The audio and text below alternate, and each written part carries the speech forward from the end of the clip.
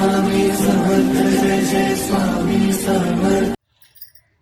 स्वामी समर्थ सगळ्यांना। मी वैष्णवी, माझ्या चॅनलमध्ये आज खरंच तुमचे मनापासून स्वागत आहे। तुमचा आजचा दिवस खरंच शुभ जावो ही मी स्वामीचरणी प्रार्थना करते आणि व्हिडिओला सुरुवात करते। उद्या आहे मार्गशीर्षचा शेवटचा गुरुवार। उद्या उद्यापन करावं की नाही, आणि आम्हा सर्वांना एकादशी आहे, मग आम्ही उद्यापन करावं की नाही असा सुद्धा खूप जणांना प्रश्न आहे। यासाठी हा व्हिडिओ असणार आहे। व्हिडिओ शेवटपर्यंत पहा। आवडला तर एक लाईक आणि एक सबस्क्राईब नक्की करा। चला मग व्हिडिओला सुरुवात करूया।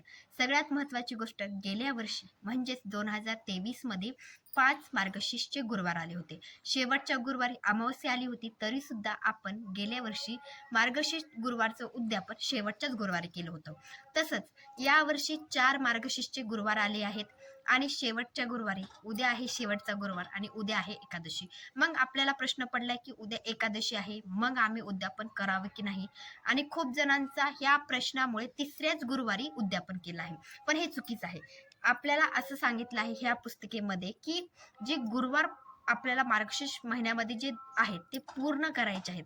4 आले असतील तर 4ही गुरुवार पूर्ण करायचे आहेत आणि शेवटच्या गुरुवारी आपल्याला उद्यापन करायचं असतं।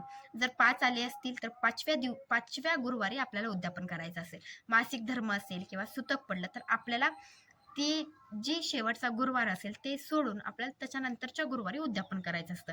मग आपण एकादशीमुळे तिसऱ्या गुरुवारी उद्यापन करून चालेल का, हे तुम्हीच तुमच्या मनाला विचारू शकता। तर एक लक्षात ठेवा, तुम्हाला आपल्या सगळ्यांना माहिती की दिवाळीमध्ये लक्ष्मीपूजन आपण धूमधडाक्यामध्ये करत असतो। त्या दिवशी तर अमावस्या असते, तरी सुद्धा आपण लक्ष्मी आपल्या घरामध्ये टिकून राहावी यासाठी ज्या गोष्टी लक्ष्मीला प्रिय आहेत त्या गोष्टी तिला अर्पण करत असतो। तसंच लक्षात ठेवा, उद्या एकादशी आहे म्हणून आपल्याला उद्यापन तिसऱ्याच गुरुवारी आपण जर केलं असेल तर ते चुकीचं आहे। आपल्याला उद्यापन चौथ्याच गुरुवारी करायचं आहे। जर अडचण जर असेल तर तुम्हाला 5व्या गुरुवार म्हणजे त्याच्यानंतरच्या येणाऱ्या गुरुवारी तुम्हाला उद्यापन करायचं आहे। तुम्हाला जर एकादशी असेल तर तुम्ही त्याच्या नंतरच्या गुरुवारी उद्यापन करू शकता। जर एकादशी जर तुम्ही कधीच धरली नसेल तर तुम्ही उद्याच उद्यापन करू शकता, म्हणजे चौथ्या गुरुवारी तुम्ही उद्यापन करू शकता। तुम्हाला समजलं असेल, एकादशी असेल त्याच्यानंतरच्या उद्याचा गुरुवार सोडून त्याच्या पुढचा जी गुरुवार येणार आहे त्या गुरुवारी उद्यापन करा। आणि जर तुम्हाला एकादशी नसेल तर तुम्ही उद्या उद्यापन केला तरी चालेल। हे सगळ्यांना समजलं असेल तर उद्यापन कसं करायचं ते मी तुम्हाला सांगते। तर ही जी पुस्तिका आहे ह्याच्यामध्येच व्रत सांगितलेलं आहे। या व्रतामुळेच आपण मार्गशीर्षचे गुरुवार करत असतो, गुरुवार करतो, आणि खूप जणांना ह्याचा लाभ आलेला आहे किंवा या व्रतामुळे खूप जणांच्या घरामध्ये भरभराट आलेली आहे। खूप गोष्टी म्हणजे ज्या आर्थिक परिस्थिती असेल, काही अडचणी असतील त्या निघून गेलेल्या आहेत। प्रत्येक वर्षी आपण जी मार्गशीर्षचे गुरुवार आलेले असतात ती धरतो। तसंच या या वर्षी सुद्धा आपण गुरुवार धरलेले आहेत आणि आपल्याला जर एकादशी नसेल तर तुम्ही उद्याच उद्यापन करू शकता।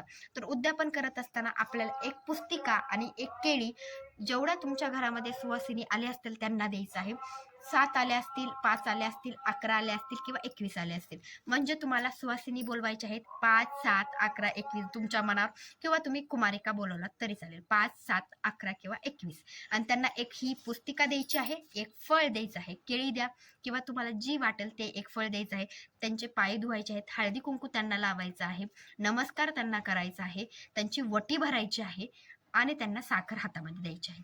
एखादं ब्लाऊज पीस दिला तरी चालेल, म्हणजे तुम्हाला वाटत असेल तर तुम्ही ही पुस्तिका, एक केळी, एक ब्लाऊज पीस आणि तिची वटी भरायची आहे आणि अशा पद्धतीने उद्यापन करायचं आहे। नसेल तर तुम्ही एक पुस्तक, एक केळी दिलात तरी चालेल आणि हळदी कुंकू लावायचं आहे। अशा पद्धतीने, साध्या पद्धतीने सुद्धा तुम्हाला मार्गशीर्ष गुरुवारचं उद्यापन करायचं आहे।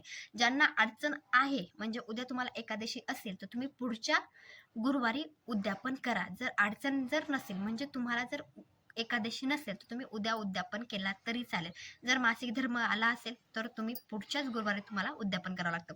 कोणतीही पूजा, कोणतीही सेवा केली, कोणतेही व्रत जर केलं तर त्याचं उद्यापन हे झालंच पाहिजे, ते करावंच लागतं। हेही खूप महत्त्वाचं आहे। आणि ही मार्गशीर्ष गुरुवार जर तुम्ही केला तर त्याचं उद्यापन हे करावंच लागतं। तुम्ही जितके गुरुवार करतात त्याच्या शेवटच्या गुरुवारी उद्यापन हे झालंच पाहिजे। तुम्हाला समजलं आहे तर शेवटच्या गुरुवारी म्हणजे उद्या उद्यापन तुम्ही करा। एकादशी जर असेल तर त्याच्या पुढच्या गुरुवारी तुम्ही नक्की उद्यापन करू शकता।